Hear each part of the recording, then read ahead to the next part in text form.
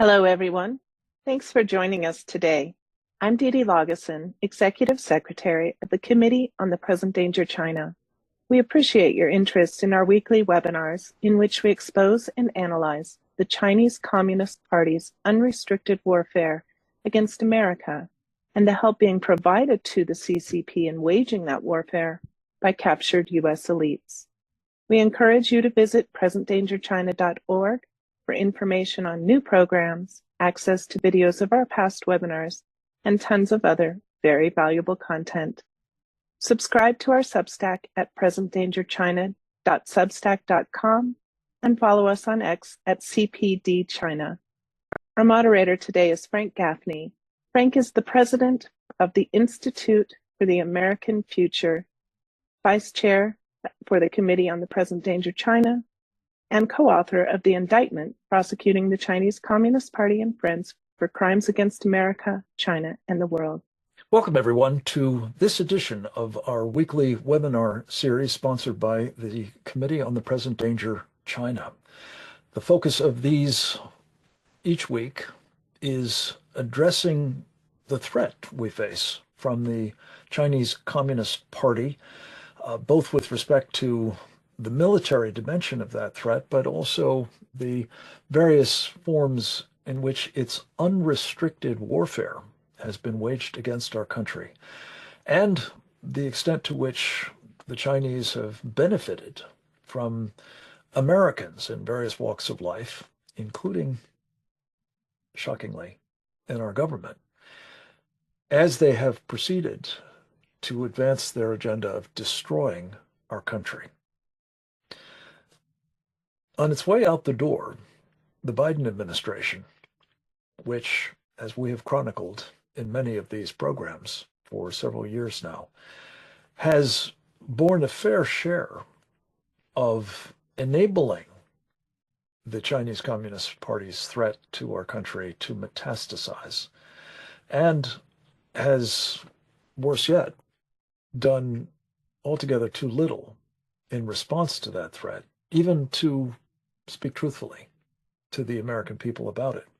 They have, nonetheless, at the last possible moment, published a report released by the Defense Department on the 18th of December that assesses much of, if not all, the military power the Chinese are currently wielding and how it has now evolved to a point where, as the report makes clear, the buildup of military power by the Chinese has been unlike anything the world has seen since Adolf Hitler's massive armaments acquisition program in the 1930s. And we all, alas, at least I hope we all, are all too mindful of what happened when Hitler had such military capabilities at his disposal. In short, World War II and the loss of many, many tens of millions of people's lives. A question that we will be addressing today, in light of the report by the Defense Department and the extent to which it warns of the magnitude of both the military buildup and the incredible installation and use of a military industrial base in China to make that buildup possible. What are the implications? What is the likelihood that Xi Jinping, like Hitler before him, will use those capabilities against, most immediately perhaps, Taiwan, other friends or allies of ours in the Indo-Pacific, and even against us here in the United States? We're going to be talking about that, as well as what we must do in the face of these realities to try to deter such a use of force, as well as defeat it if necessary.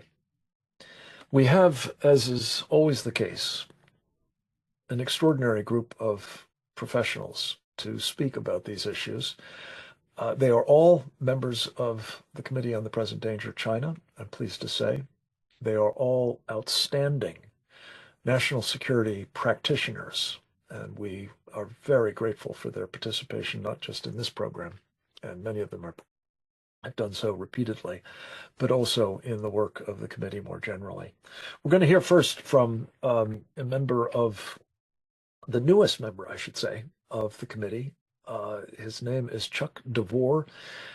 He retired from the United States Army National Guard in the rank of a lieutenant colonel. He has been a state legislator in his original home state of California. These days, he is the chief for national initiatives of a terrific organization, the Texas Public Policy Foundation, based in Austin, Texas. He has been all over this report, as well as willing to share his thoughts with us about that document. And I had the chance to pre-record an interview with him for our program, Securing America, earlier in the day, and he's kindly agreed that we can deploy the essence of his comments for this purpose today. Well, let's go to that purpose, to the videotape. Chuck DeVore. First of all, it's interesting to see how much ground this report has covered, and really, because it is unclassified, you have to kind of look at it and say, okay, how much can they really reveal? But even so, you start to see the outlines of what I think has been consistently understated in recent years about the scale and the scope of the Chinese military buildup, specifically, with regard to its naval strength and its nuclear weapons program. Both of those have been expanding much more rapidly than I think official Washington has wanted to admit. In fact, by some accounts, the shipbuilding capacity of the People's Republic of China is somewhere between 230 to 250 times that of the United States. Now, think of that again. This is not 250%, 250 times that of America's productive capacity. Now, thankfully, we've got nations that aren't too keen on China that also have decent shipbuilding, South Korea, Japan to name two. But nevertheless, when you look at that sort of capacity and you understand that China has now more hulls in the water than does the U.S. Navy, albeit the U.S. Navy still outclasses China in terms of tonnage. But then, of course, you have to further look and say, okay, what is the decisive theater, right? The U.S. patrols all the world's oceans. And right now, China, while developing a blue water navy, is, of course, most concerned about projecting strength into the first island chain, especially Taiwan. And so in that regard, you could argue that China, in fact, outclasses the U.S. by itself. And so that's obviously disturbing enough in its own right, especially when you look at the fact that neither the Biden administration nor Congress has really equipped the United States to begin the long and arduous process of rebuilding its shipbuilding capacity, not only for purposes of building warships, but also for purposes of rebuilding the merchant marine. And I think a lot of Americans just don't appreciate in this day and age of travel where you can get on a large 747 and fly over to Japan or to Korea or to Taiwan with, something like, 18 hours, 20 hours from Los Angeles. People don't, I think, appreciate enough that if you look at the capacity of just one of the large Chinese container ships that are being built today, just one of those ships, equals the entire airlift capacity of the U.S. military, because shipping things by sea is so much more efficient from the standpoint of weight than shipping things by air. And why that's important, because when you think of how far away these distant theaters of operation are, for example, around Taiwan, without a significant pre-positioning of supplies, spare parts, munitions, it's going to take a number of weeks to get things loaded up on a ship and sent over to the theater of operation. And that's assuming you even have a merchant marine large enough to be able to support that. And so that's one of the things to me that's most alarming about this report is that sea power takes so long to develop. You can create an army in 6 months. It takes a good decade to create a viable navy. And so we are way behind the power curve. The other thing that the report kind of reveals, I think, late to the game, is the scope of the Chinese nuclear weapons buildup. They're talking about something on the order of 1,000 warheads by 2030. Of course, by Cold War peak standards, it's a fraction of the sort of arsenal that the Soviet Union and America had back in the 60s and 70s. But of course, the big difference between then and now is the accuracy of the ballistic missiles that are carrying those warheads. The warheads were big 50 years ago because they had to be big, because the circular error probable for those ballistic missiles were probably a few miles, right? So you needed a 10 megaton or a 20 megaton warhead to be able to ensure destruction of the intended target. Today, that's not the case. And so while it's been kind of common understanding inside the Beltway, China's got this modest nuclear arsenal, they mean it to be, just for deterrence, it's not some sort of a first strike tool. China is rapidly approaching the sort of first strike capacity that you need to be worried about, and will begin to complicate defense planning. Now, there's two other things that disturb me about this report, and Captain Fennell, I think, accurately describes this as threat deflation. Now, what is threat deflation? Threat deflation is when you come up with excuses that say, yes, the Chinese are building things up, but they're not really as dangerous as you claim them to be. And the two tools they use for threat deflation in this report, as if to say on one hand, yes, the buildup is bad, but don't worry about it. We have things in control. We have a few more years. The two items that I think bear witness to the threat deflation in this report are, number one, they have a special section on corruption within the Chinese military, as if to say that somehow because they're corrupt, they're not also deadly and effective. And so that, I think, is very important. Corruption is a way of life in the People's Liberation Army. Everyone is corrupt. And so when Xi Jinping sidelines officers for corruption, what he's really doing is making sure that the officer corps is loyal to him, because he can sideline everyone for corruption if he wanted to. The other is they have timelines, as if to say that the timelines that the Chinese Communist Party gives the world are somehow reliable or truthful. And the timelines, as I recall, are something like, we must be ready to confront Taiwan by 2027. Okay. Does that really mean we have 2 more years to get our act together? Or does that really mean that they want us to think that we have 2 more years to get our act together, right? I mean, come on, guys. So I put that in the realm of threat deflation. And they also have, I think, a 2049 timeline. That's the 100th anniversary of winning the Chinese Civil War, that they want to be able to project power globally.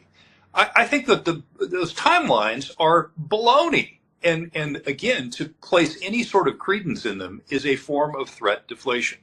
Colonel, thank you very much. I think an elegant overview of this report, and we're going to drill down on various pieces of it, including several that you've mentioned, threat deflation among them, as well as whether either the estimates about nuclear capabilities, and most especially the timelines, are accurate.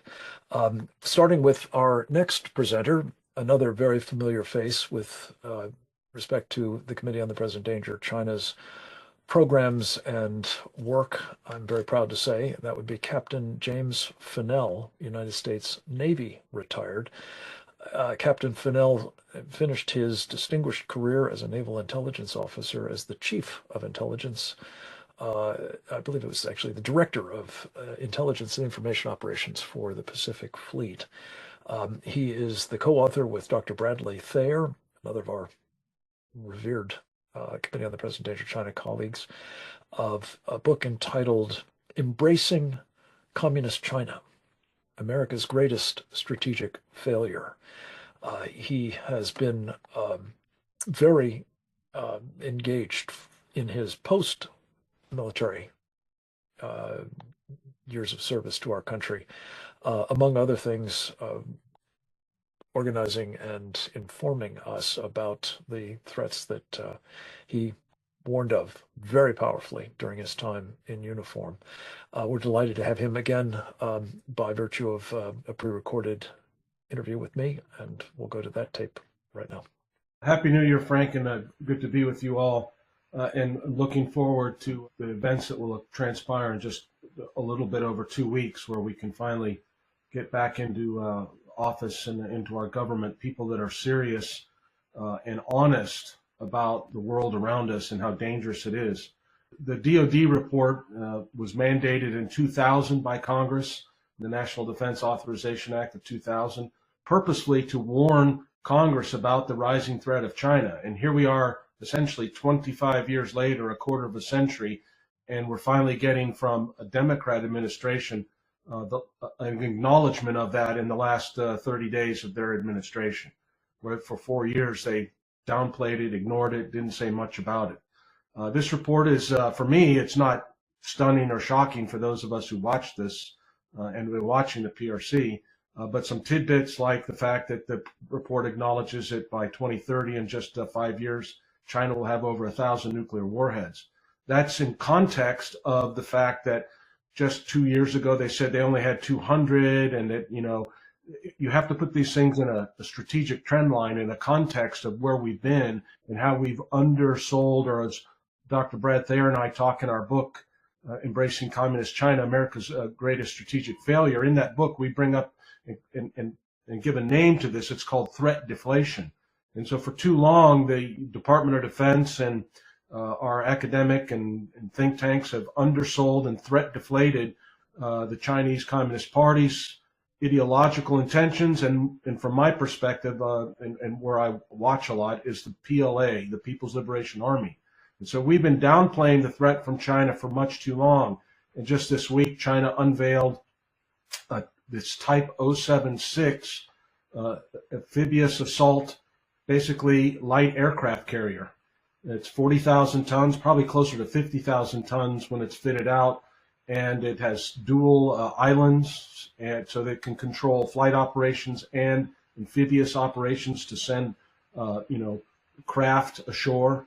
And so this now is joins 3 other Type 075 of amphibious assault ships that have been built in less than 5 years, and 3 aircraft carriers that have been built also in the last decade.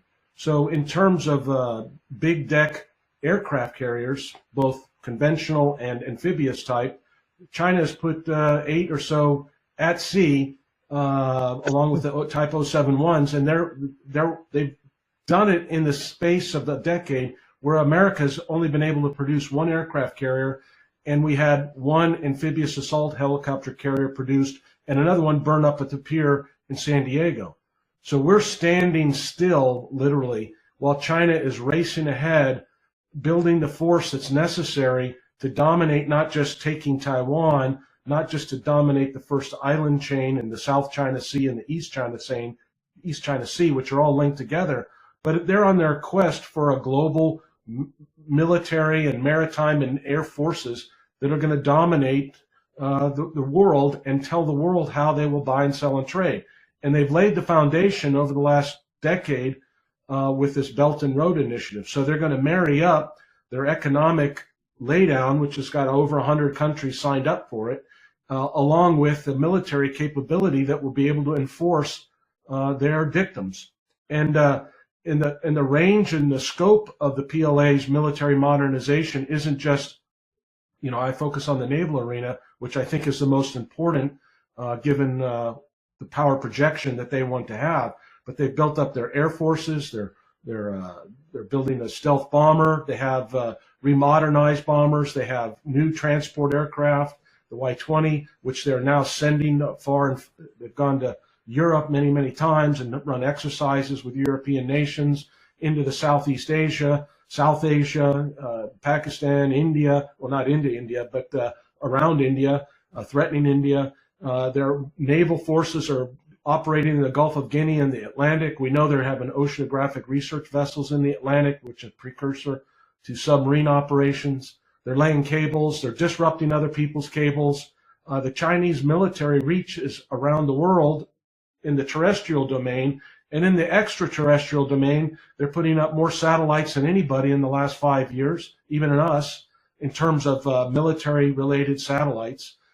They're also invested heavily in cyber, and we hear about that. We just heard this week that the Treasury Department was hacked, another federal agency hacked, and putting at risk our entire monetary system, the ability for people to make sure that they can have assured savings and investments and industry and all that goes on to our economy, which is America's really one of our greatest strengths. So they're attacking in there.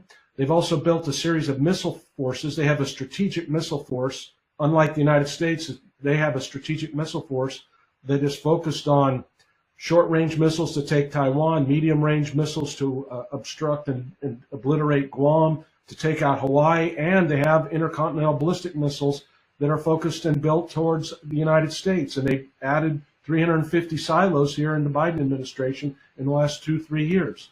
Additionally, they've built hypersonic missiles that travel at 5 times the speed of sound, which we have trouble defending against because it's new technology. So we are being faced by an adversary that's across all domains focused on destruction of the United States of America. And we're sitting still, and this report is now a little bit a dollar late and a dollar short, a day late and a dollar short, but it's still better than no acknowledgement. Captain Fennell, thank you, especially for the warnings that you have raised over decades about this particular decade, the decade of concern, as you put it. We are now squarely in it for sure, and I think this report is a belated admission of that, and one has to ask why it has taken so long. Not least because obviously none of this happened overnight. Certainly the installation of this vast industrial base, including the shipbuilding pieces of it, is news, let alone most of the kind of military capabilities that have flowed from it. So we'll be probing those questions more with two of our guests who are here with us live, I'm very pleased to say. One of them is Colonel Grant Newsham, United States Marine Corps retired.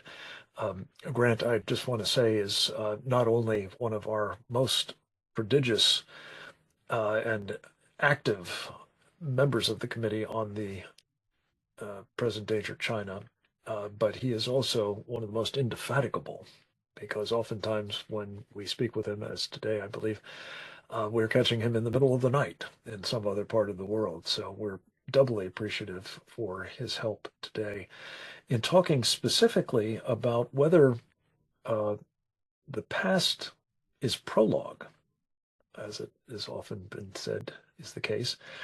Will Xi, like Hitler, use the tremendous might that he has amassed?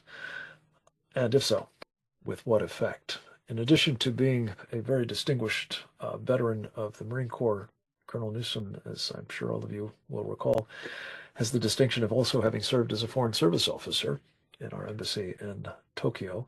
He's been a businessman out there. He is the author of his own very important book entitled, ominously, When China Attacks, a Warning to America.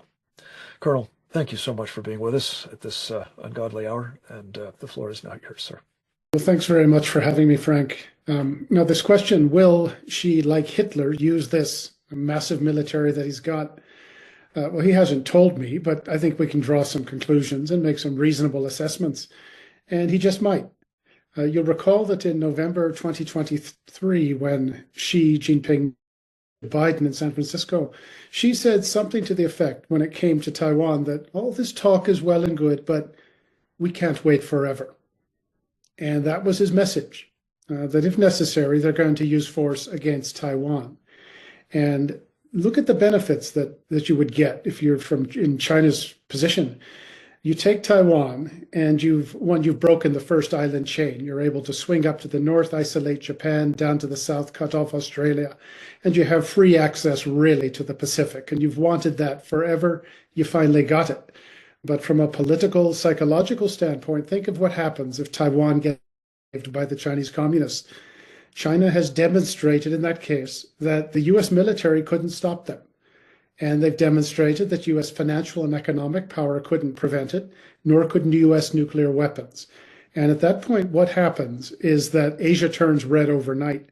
And anywhere else on Earth, nobody's going to take an American promise of protection seriously. So from that perspective, using force might actually be pretty darn tempting for Xi Jinping. He hasn't built up this military that is described in the China Power Report.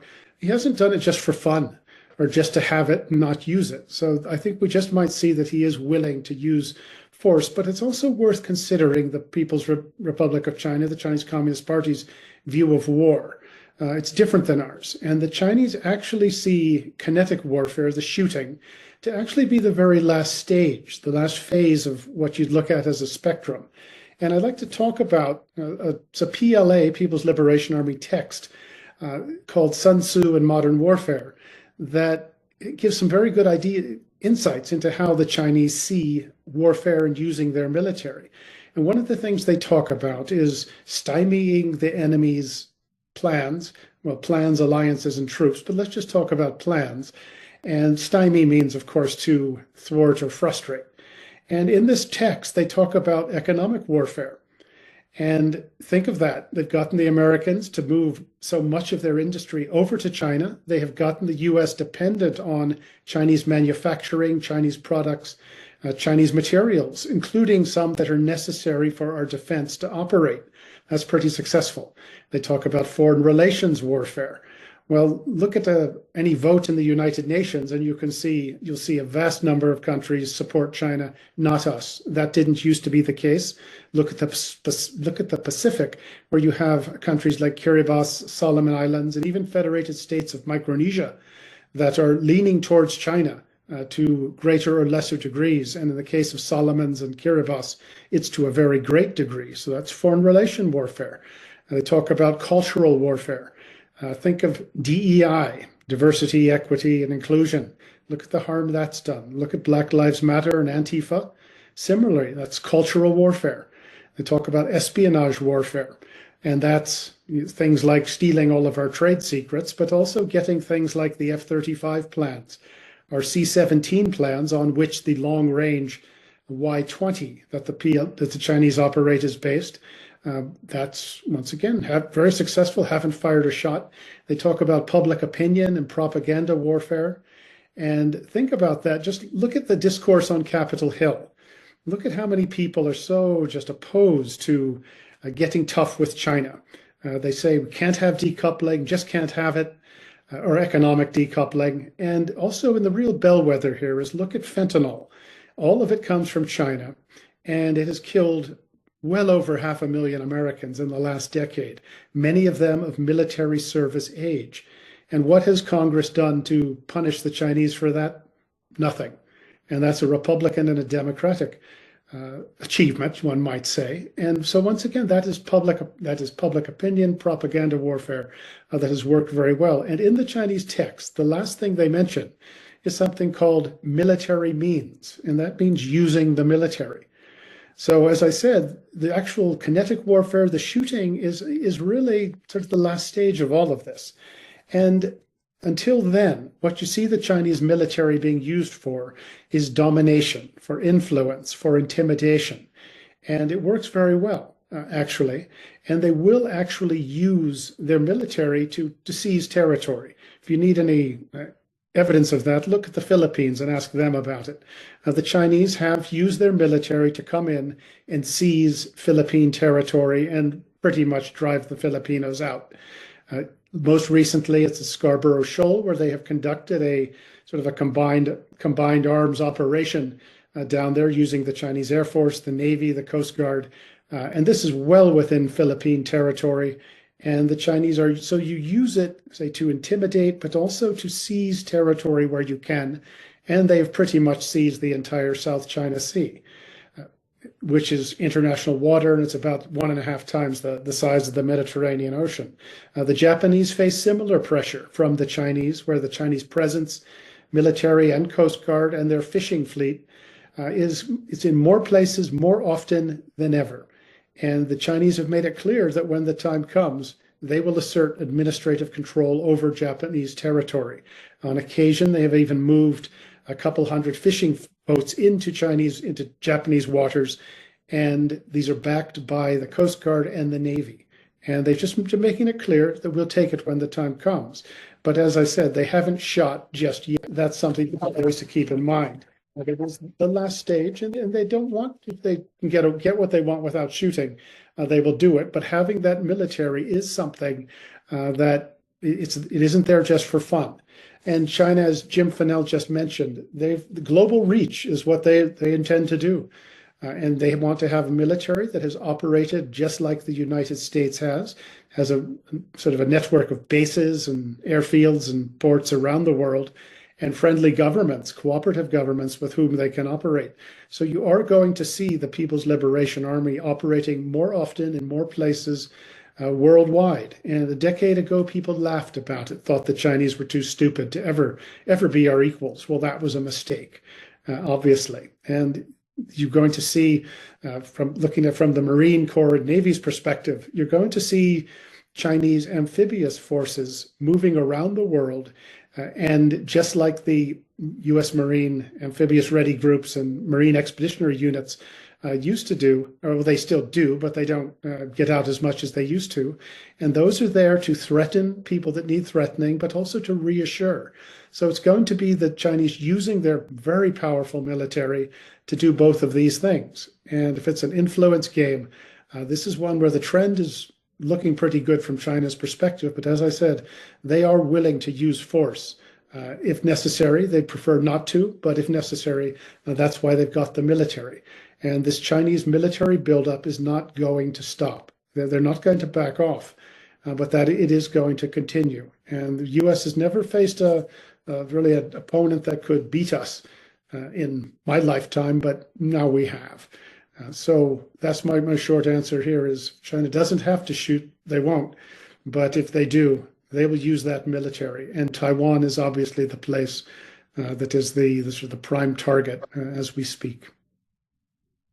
Colonel Newsham, an extraordinarily comprehensive discussion of, the context in which this question of are we looking at Hitler 2.0 or something conceivably considerably worse, given the vastly greater destructive power of what the Chinese Communist Party has put into place. We've talked about nuclear weapons. We will presumably talk about biological, chemical, and other means of delivering such weapons of mass destruction, besides the obvious ones of strategic rocket forces and the like. But before we turn to all of that, we're going to talk with a man who has given a lot of thought both to the Chinese threat as well as to what must be done about it.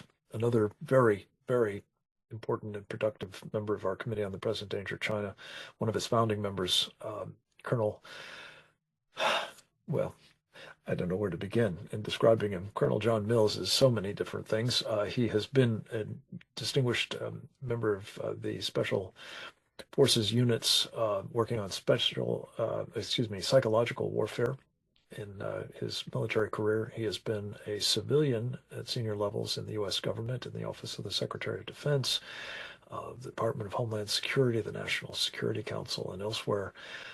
He's been extraordinarily active in the public arena since he left government service, with a television program, podcasts, several books to his credit. One, A Nation Will Follow, another, War Against the Deep State. He is very, very much essayist and columnist as well. And we appreciate extraordinarily his visits with us here on these webinars, including today's, in which we have asked him, what must America do now to deter and, if necessary, defeat the Chinese military threat? Colonel Mills, it's great to have you back, sir. Welcome, and the floor is yours. Thank you so much.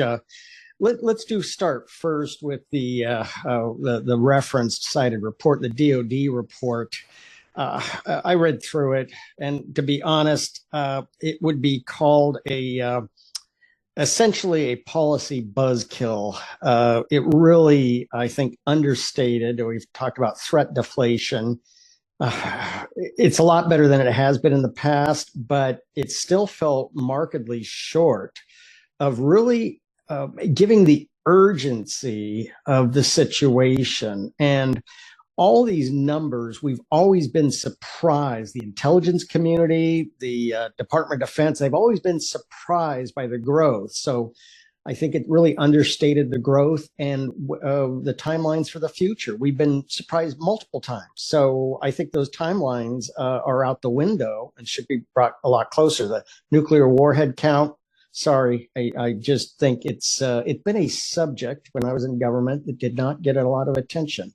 I don't think those counts are accurate even now. I think they grossly understate. But so in the new administration, this is something, and Frank, as you remember from the Cold War days with the Reagan, the Soviet Power Report did a much better job of communicating the urgency and gravity of the situation. So with the Trump, that's one thing we need to do is get far better. And it has to be holistic, not just defense. It has to be holistic across the entire U.S. government and all the roles and missions of all the departments of agencies, because this is not just a DoD mission. In fact, first and foremost, this is an economic warfare situation, and the report doesn't address that at all. So some of the things, maybe more, a little more on the defense side, though.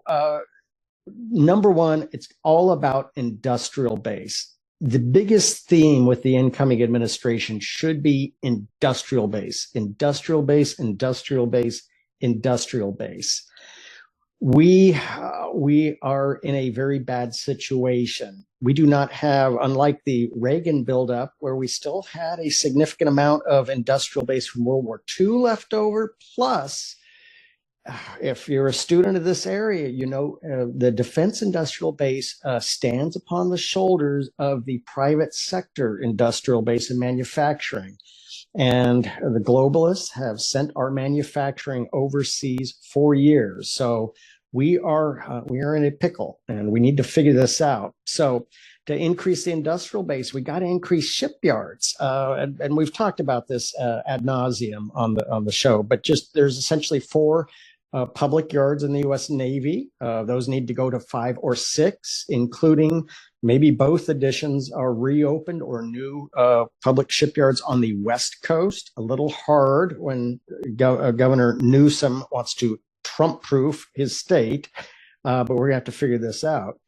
Also, private sector. The private sector are potentially in a material condition in a better state and more modern, but they're maxed out from both production and maintenance. They're maxed out. So we have to increase this. And one of the things we have to seriously look at as prescribed language in the authorization and the appropriation supported by funds are new government-owned contractor operated, because this silliness of beating up on the defense providers that are still survive and can still put up with the chaos of being a business partner with the Department of Defense, there's no incentive. And if you understand the numbers, they do not build in the overhead and G&A incentive to build and recapitalize facilities. This is ridiculous. There is zero. In fact, it's a negative incentive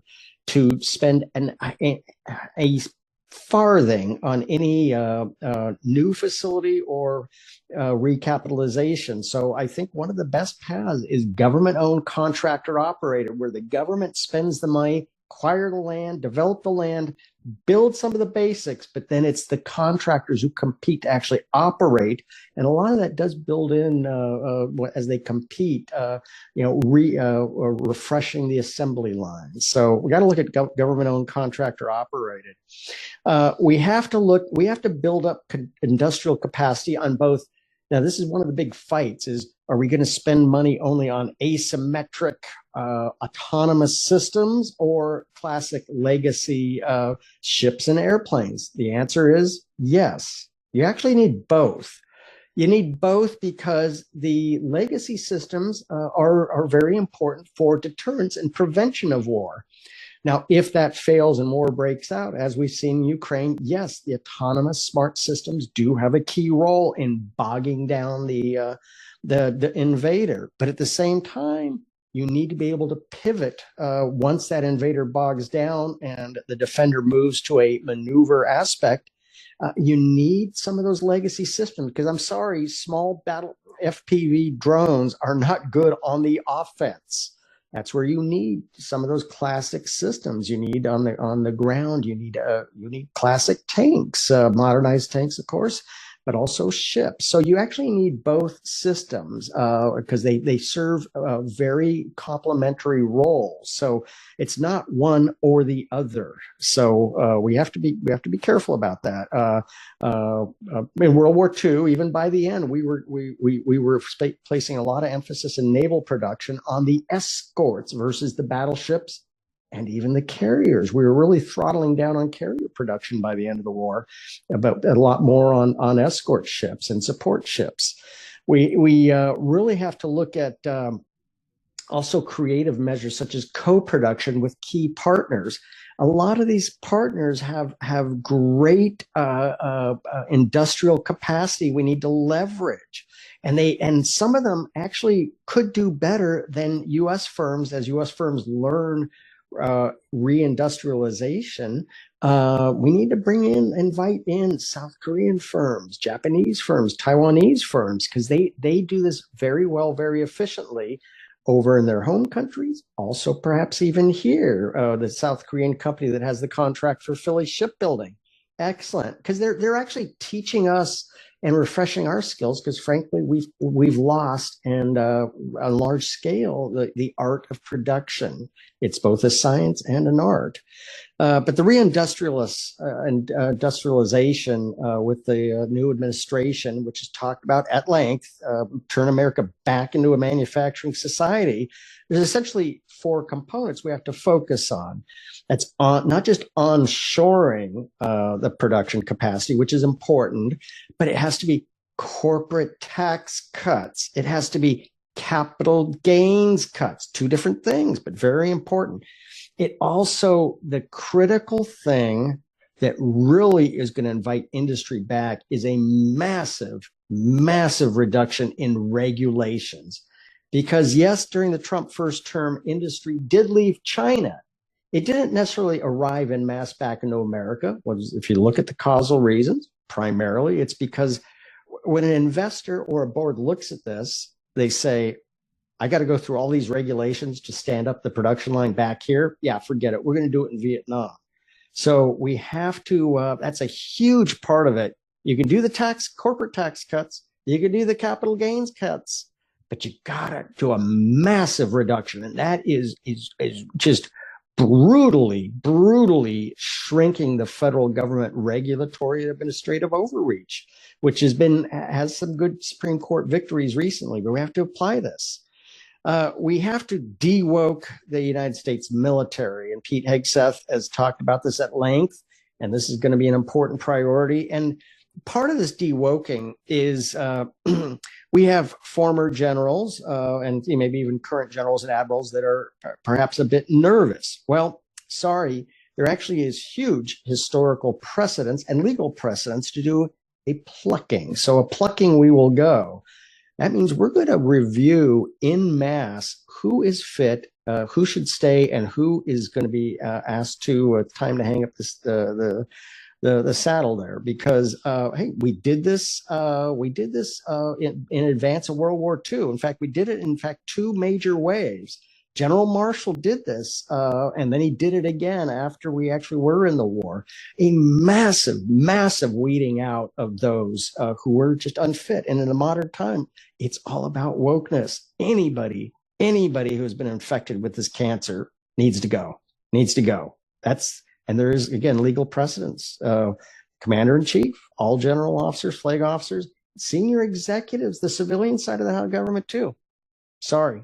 A plucking, we will go. Massive replacement.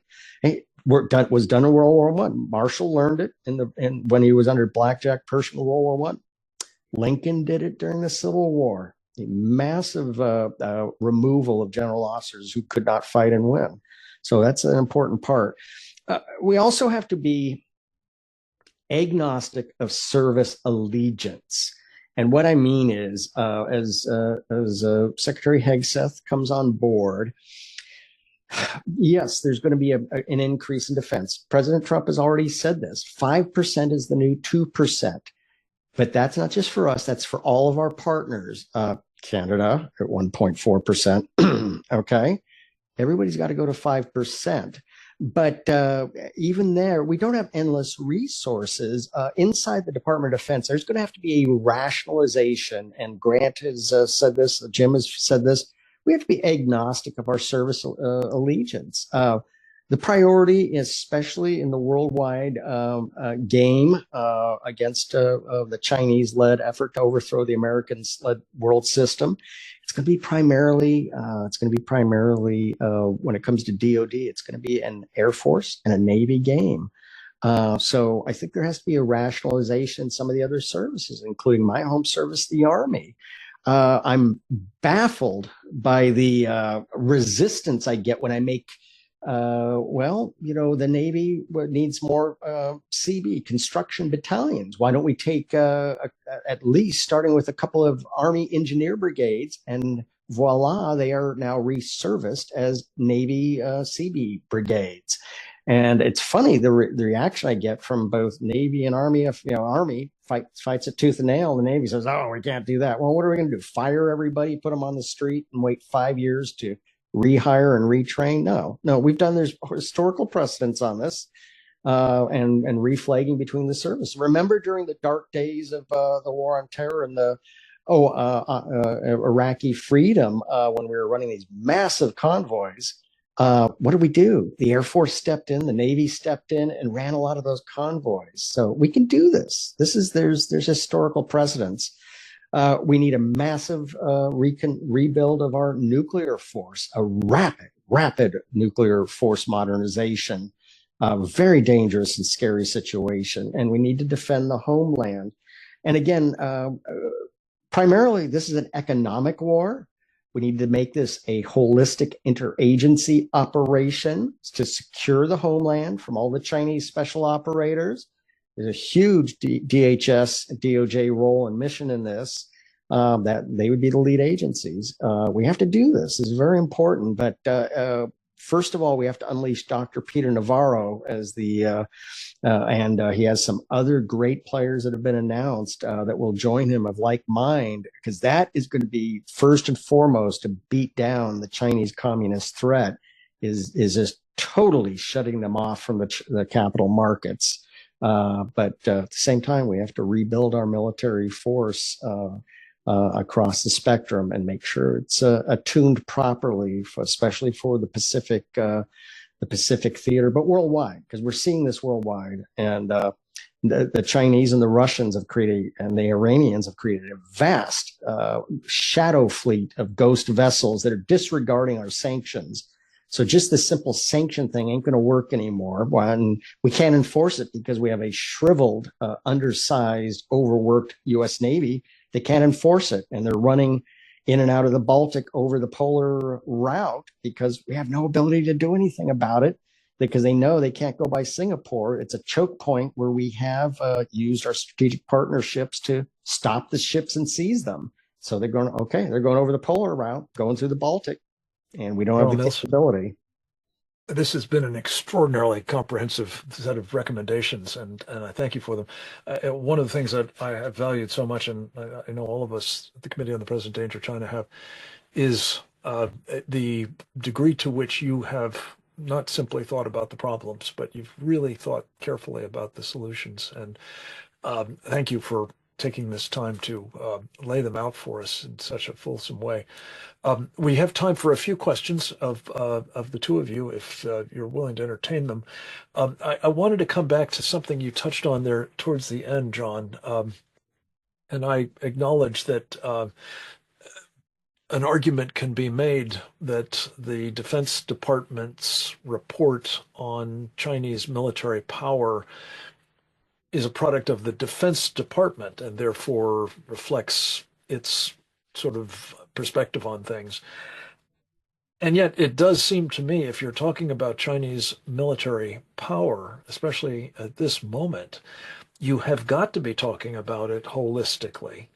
And John, that would mean including what you mentioned, namely the presence in our country, subject of any number of these webinars, by the way, folks. If you haven't subscribed to them, I hope you will at presentdangerchina.org. Go back through them. You'll get really read in on what we're talking about on so many of these fronts, but specifically this idea that among the kinds of military capabilities the Chinese have today is they have, by some estimates, multiple divisions worth of People's Liberation Army personnel inside our wire, inside the country, and therefore presumably capable of doing immense harm, especially when it comes to the condition of our homeland, obviously, but also our ability to project power should the power grid be down, for example, or infrastructure be disrupted. John, could you speak to that? And I'd also like to get Colonel Newsom's thoughts on that, what a serious problem this represents and how important it is that we address it as well as these other aspects of the threat. Well, Frank, this may shock you, but the rest of the U.S. government, the departments and agencies essentially ignore the Department of Defense and do not accept it as a holistic U.S. government issuance. They say that's very nice and interesting, Department of Defense. That's not State Department's position. That's not DHS's position. We've got to change this culture as we address the deconstruction of the deep state. Back during the Rumsfeld days, now he I think very successfully created what were called joint interagency task forces, and for a period of time those actually worked fairly effectively. So I think to especially this is a mortal threat. These Chinese special operators, this drone situation. I know some people say it's just the U.S. government. I think it is. I think it may be the U.S. government up to a certain extent, but I think it's also a foreign power. A very aggressive reintroduction of the concept of joint interagency task force, because this problem set goes across the different titles and the different gaps and seam lines between the departments and agencies. So we need to stand up an aggressive with very well supported legal authorities, a joint interagency task force to address the mortal threat to the homeland. But it's also the incoming president has talked about Greenland, Canada, Panama. Some of it's been trolling, much needed trolling, but there's a lot of truth to it, and we have to address our front yard and our homeland. We have neglected this, and it means down in Panama. It means Greenland, and if you actually read the documents, Greenland is actually on a pathway to independence. It isn't even owned by Denmark anymore. But we need to address our immediate front yard and our homeland, and not just NORTHCOM. I think we need a very, very well supported joint interagency task force to address the complex threat to the homeland, which we've allowed to exist. Excellent point. Colonel Newsom, your thoughts, any? You mentioned a division or two of Chinese men of certain age here. You don't even need a couple divisions. You could do very well with a couple companies of this. And just a couple examples of how this would work is you have armed drones go down the flight lines at, say, the bases, U.S. Air Force bases, where they have the aerial refuelers that are essential for operating in the Pacific or in the Middle East. and you just take them out one after another. And that's just one example. And to actually get your people in place to pull off an operation like that, the Chinese could do it without breaking a sweat. It's no problem getting your people in place, in position. It's no problem getting the devices, the arms that they needed. And they really have very little to worry about in terms of getting caught. It doesn't seem like this is a priority for anyone in U.S. government. And I just mentioned the way you would clean out our refuelers, our frontline fighters, reserve fighters, and as I said, without breaking a sweat. It's as if we've tried to make it as easy as possible for them. And then there, of course, is the risk to our critical infrastructure. Wait till everything turns off. So these are a couple of ways that the Chinese are going to get behind our lines already. And when the time comes, I fully expect them to move. And don't forget that you've got the Russians, the Iranians, and the Venezuelans, for example, all equally able to operate in the U.S., really unchecked. Yeah, this is extremely concerning. I think if you look at it from the Chinese perspective, especially since they have, I think, no reason to fear a similar kind of capability on the part of the United States inside China, making this a doubly appealing line of attack, and may go to the point that I think both you and our other speakers have addressed, that if you can win without fighting, at least in the classic kinetic sense, this would be their preference. Disrupting the United States from within would almost certainly make that less necessary. Let me ask you, John, you've touched on something that I've been very concerned about for a long time, and that is estimates of what the Chinese are up to in the nuclear arena. You mentioned, I think, or maybe it was Captain Fennell, that there have been 350 silos for very large ballistic missiles just built by the Chinese in the past year or so. Each of those missiles, as I understand it, is assessed to have the capacity of having 10 independently targetable reentry vehicles aboard them. Well, if every one of those silos is filled with missiles with that kind of loadout, you've got, 3,000 weapons, not 1,000. And I just am. Is this just a case of threat deflation? Is this a case of the lingering belief that the Chinese just aren't interested in having, a first strike capability? Or is this, it simply whistling past the graveyard and hoping nobody will notice these estimates are just not true? Frank, it's all of the above. I think it's Intel Community Directive 204, which is the Intel priority stack. Frankly, now I'm not read on to that at this exact time, but frankly, I believe that topic was below the cut line, meaning it seriously was not getting, it might have been collected upon, it was not being analyzed and actioned. And this lie of 500, they have 500 nuclear weapons. Well, you just pointed it out. I mean, and is this a factor of DEI and CRT destroying the brain cells of the very few people we've had assigned to this? This was not a priority, frankly. But yeah, it doesn't make any sense.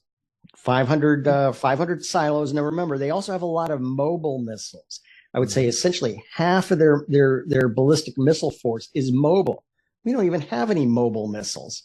I mean, this is ridiculous. So those can drive anywhere and set up and launch, and most of those are MIRVed, which means multiple warheads. So this silliness of 500 nuclear weapons is patently absurd. If you just do the missile count with the DF series 17, 26, 31, 33, all the different, and then the submarine launched missiles and the air launched missiles, they have, roughly 200 to 250 of their H-6, the old Tu-16 Badger, but those are new construction aircraft. It's unclear how many of those are nuclear capable, but, again, it's what you just pointed out. Anybody who understands math knows the 500 number doesn't even make any sense. Yes. So it's a total lie and John, covered up by DEI and CRT. yeah, one other dimension of this, just to underscore what you've said, is um, in terms of this whole portfolio seemingly not making the cut in terms of adequate intelligence resources. As I recall, it was one of our colleagues on the Committee on the Present Danger China who worked with students at Georgetown University to ferret out information, open source information, that indicated that there are perhaps 3,000 miles of hardened underground tunnels that the Chinese have built up over the years, along with this industrial base and military capabilities and so on. And we have no idea how many nuclear weapons, mobile or train-based or whatever else there are underground at the moment as well. But it speaks, I think, Colonel Newsom, to this larger question of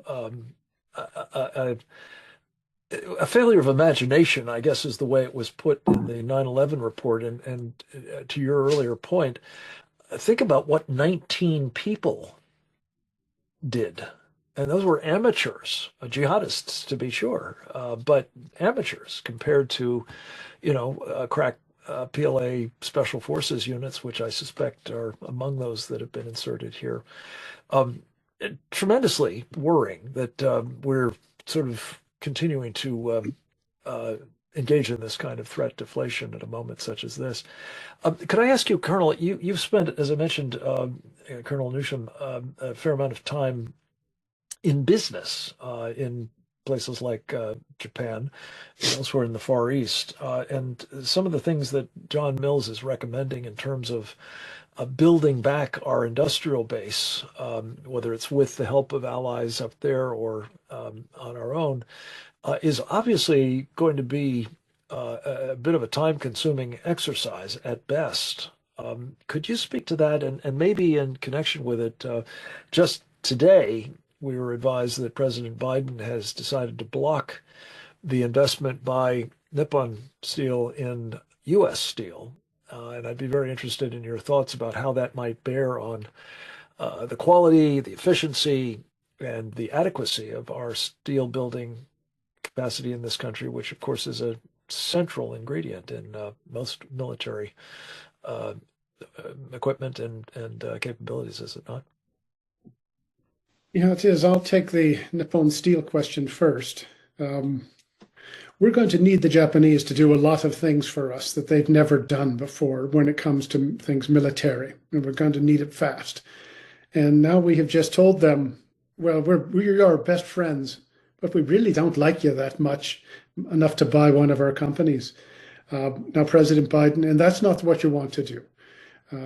On those grounds alone, it was a bad decision here. But President Biden has said there's a national security risk to all of this. Now, what he needs to do, and his people need to do, is they need to go out to the union halls, to the Chamber of Commerces in these locations that are going to be just hammered by this killing of the Nippon Steel deal, and then make their case. And if they won't do it, well, then the word craven comes to mind. That's how bad this is. Our industry is just in terrible shape, as John Mills has pointed out. And just anyone, if you get on the internet and read a few things, you can see that the America that won World War II is not the one we have today. And if you don't do something to get that rebuilt, you're going to have some problems. And the U.S. steel industry needed this Japanese investment. Now, this is obviously a problem everyone has talked about for an awful long time. And this great movement of our industry over to China over the last 30 years has been a collective act of national suicide by Wall Street, the financial class, and our CEO classes. Now, how do you get them to actually remember what country's name is on their passports? I'm not quite sure how you do that by a persuasion. I don't think it can be done. I think you have to make the cost of doing business with China, both financially and reputationally, and though one wonders if these people have much concern for their reputation, but certainly financially, you have to make it very difficult for them. Make the incentives to come back here. That would one idea which I've tossed around. I would like to have state attorney generals bring shareholder lawsuits against CEOs of companies that do business in China for breaching fiduciary duty. And that is the sort of thing that will get people's attention when that financial business class sees their personal interests at risk. That's when they start to change. But this really cannot be understated. We talk about being able to fight a war, having the world's most powerful military. Well, you'd better hope that none of your ships get sunk and not too many of your aircraft get shot down, or that your arsenals get too low, because we're not going to be able to rebuild them.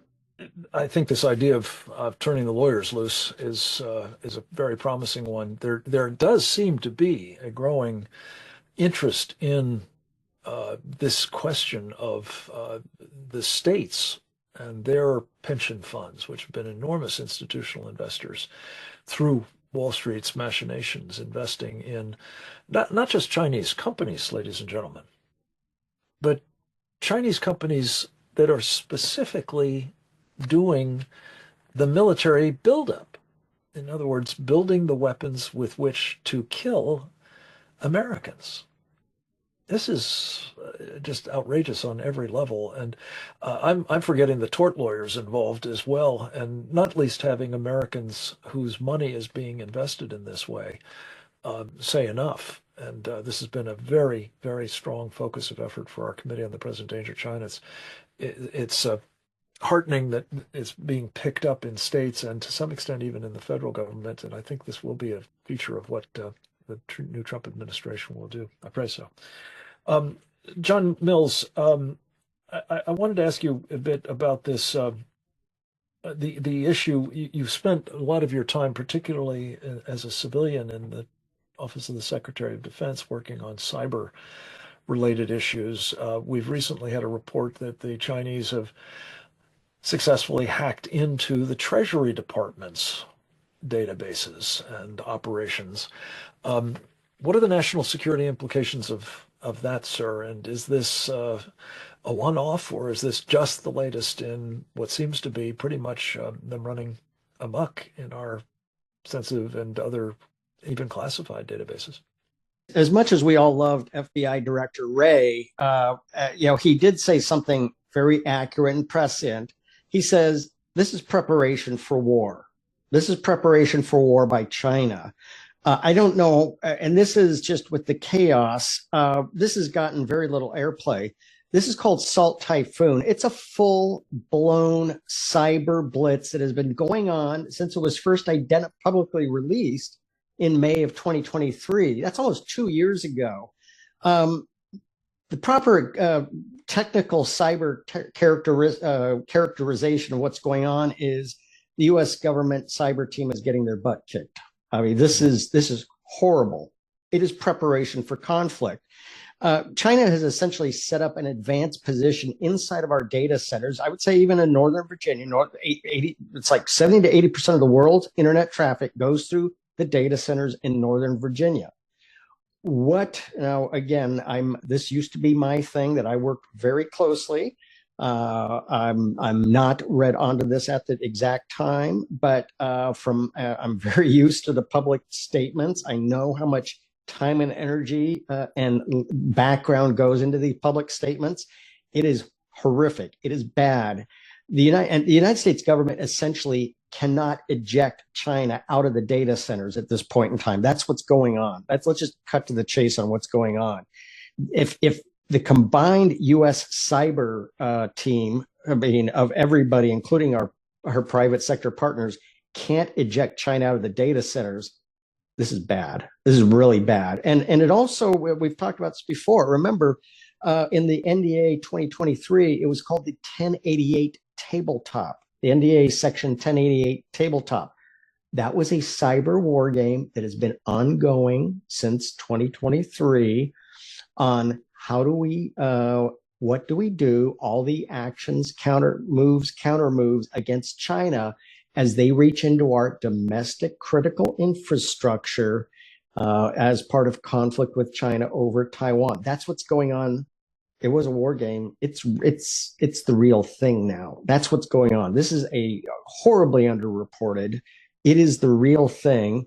And I'm not trying to make light of this. I'm trying to bring attention and fire on this topic. All of this money, I mean, over almost 1 trillion in DoD, over it's 100 and what is it, 106 billion for the IC, 3 billion for DHS CISA, 11 billion for just FBI, and we can't get China out of our networks. This is they are inside our data centers in Northern Virginia. We can't get them out. This is an extremely grave and serious matter. And I'll just use FBI Director Wray, but also that was seconded by General Hawk, the NSA Cyber Command commander, Jen Easterly, the outgoing DHS CISA director. This is preparation for conflict. It is in progress. That's a point at which I guess we'll close. I'd ask both of you to speak to this issue. We've talked about the kind of capacity that the Chinese have amassed, the industrial part of it, as well as the weaponized part. We've talked about the extent to which they seek the destruction of our country, the Chinese communists do. We've talked about the extent to which they have been actually preparing to use military force if they choose to, and using all kinds of other techniques, the unrestricted warfare techniques, the Sun Tzu, strategy, if you will, to prepare for what could well be a decisive battle, maybe here inside our own country. It brings me back to the timelines issue. Several of you have spoken about this in the course of the program, but John Mills, you're saying that we're in the war at this point. We've done, many of you have participated in the road show that Karen Sigeman's American Freedom Alliance, it's magnificently put on in the months leading up to the election in key swing states, especially. And we've talked about World War III being actually underway. The timelines that the government, the Navy, the Air Force, the Pentagon more generally cling to is that we've still got 2 more years to try to address this problem. What is your best estimate, gentlemen, as to the timing if the Chinese do choose to exercise these kinds of capabilities? Military, asymmetric, unconventional, cyber, what have you, that they would be doing so not just in probing operations, not just in shaping the battlefield, but in actual kinetic and kinetic-related activity. John, do you want to go first? Yeah, I mean, Grant had said this earlier, 100,000 dead 3 years in a row from fentanyl. We lost 450,000, I think it was, in World War II. We're approaching a casualty rate, cumulative casualties greater than World War II. If 100,000 dead a year from fentanyl, which is 100% from China, is not compelling and a signal that we are at war, I frankly don't know what to say. So the war has started. It is in progress. We got to get this out of this mindset. Well, I don't see any bombs or missiles exploding. We must not be at war. We're at war. It is ongoing, and we need to go to a war mindset. But again, this is more sophisticated. They're trying to take us down via unrestricted warfare, which is all forms of conflict, not just bombs and missiles. So we are at war right now. We have to start acting like it. And something that I think Colonel Newsham, you said is really relevant to that point. It's predominantly, I think, the case that those casualties are among military-aged young people in our country. So this is, indeed shaping the battle space. Colonel Newsham, last thoughts and comments from you on this timeline issue? Sure. When China attacks? I would say they could go anytime from September, and that was last September. They've got the ability to making a military attack anytime they want. Obviously, they're going to be careful about where they do it. They're probably not going to invade Topeka. But if it's Taiwan you've got in mind, China has had that capacity for a long time, at least a number of years now. And if they wanted to try and take it, China has the ability to do it. It's just a question of if they want to. And whether they would go after us as a precursor to doing so. Or as a supporting effort. And that supporting effort. Yeah. But that too can happen at any time. Anytime. Is that right? Yeah. Gentlemen, thank you. And thank you to the colleagues who contributed to this program via videotape. Chuck DeVore, Captain Jim Fennell, Colonel Grant Newsom, Colonel John Mills. These are our military four